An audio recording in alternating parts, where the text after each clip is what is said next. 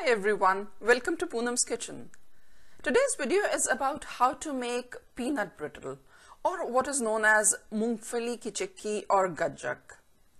It's a brittle, hard, crunchy and glossy sugar candy embedded with peanuts, that is groundnuts or Moongfali. Special favorite for those cold winter months.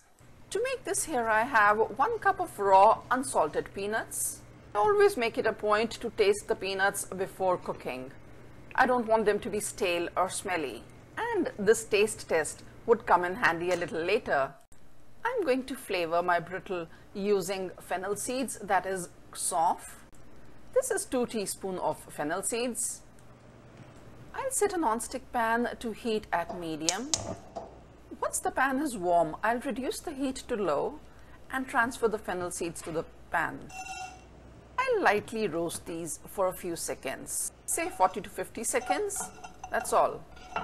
These are gonna impart such a lovely flavor to the chikki. They're done, I'll transfer them to another bowl. I'll again set the pan to heat at medium. Once the pan is warm enough, I'll reduce the heat to between low and medium. And now let's roast the peanuts. I'll now keep stirring the peanuts continuously. Roasting these will take anywhere between 4 to 5 minutes. You can keep adjusting the heat between low and medium, as long as the peanuts do not get burnt. This is after 3 minutes since I started roasting the peanuts. The skin has lightened, the peanuts have got a little color here and there. And now if I check a peanut, it would be easy to remove the skin just by rubbing it between the fingers. It's actually hot, it's dancing between my fingers. The peanuts are now done. I can switch off the heat. The pan is still very hot, so I'll transfer this to another plate for some cooling. I don't need to cool these completely. While these are still warm, I need to remove the skin. It's been 10 minutes and the peanuts are now warm to touch. I'll rub these between my hands and remove the skin. The skin is very light. You could just blow it off on the kitchen sink. Here's what I got. Now I need to crush these lightly and at least divide each of these into halves. I'm using a mortar and pestle. I'll crush these in installments, small batches. You could also do this with a rolling pin. Transfer some peanuts between a kitchen towel and then pound with a rolling pin. I'll lightly crush all the peanuts and keep transferring them to another plate. And now if you notice, the crushed peanuts have again shed off some of the skin. I'll toss the peanuts lightly in the plate itself and the light skin will all get together at one end. I'll remove this skin. I'll do this a couple of times. I can get rid of all the loose skin. I'll again set the pan to heat at medium.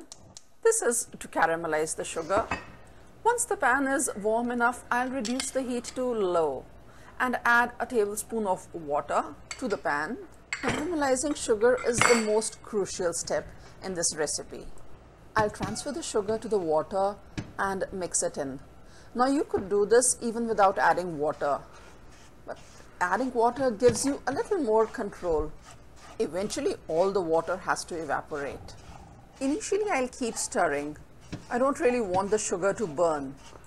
You could also toss the sugar in the pan like this so that it doesn't stick to the bottom. Do this occasionally. The whole process might take anywhere between 15 to 20 minutes. It's been 6 minutes and now the sugar has started to melt. Keep a careful watch. Keep tossing it occasionally. You can keep adjusting the heat between low and low medium. This is after 10 minutes. More sugar has now melted. Don't rush into caramelizing this. Patience is the key in this part of the recipe. 15 minutes now. I'm very close to getting this done. Now remember, undercooked sugar syrup will give you soft chikkis. That won't be brittle, that won't set hard. And overcooking the sugar syrup can give a burnt taste and smell.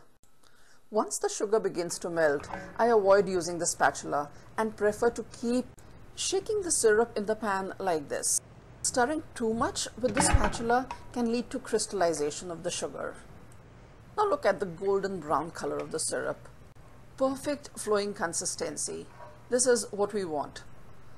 A quick test in the water to check if this is done. I'll toss in a few drops of the sugar syrup in water and they just stay as one mass. They don't disintegrate once dropped in the water. That means the syrup is ready. I'll toss in the fennel seeds and the peanuts and quickly fold them in. Now we need to rush through this process because the caramel sets very fast. I have already switched off the heat. I'll very gently but very quickly mix this in and transfer the mix to a pre-greased bowl. Pre-greased with Desi ghee. You may use a plate or a tray. And flatten the mix using a table knife. After a few minutes, say 3 to 4 minutes, while the mix is still warm, I'll cut marks on this so that it's easier to snap after it's all set hard and brittle. Just 15 minutes on the kitchen shelf and our peanut brittle or Moongfali ki chikki is all ready to be enjoyed. I'll snap this into smaller squares. From the sound the chikki is making on the plate, I guess you can have an idea on how hard the chikki is.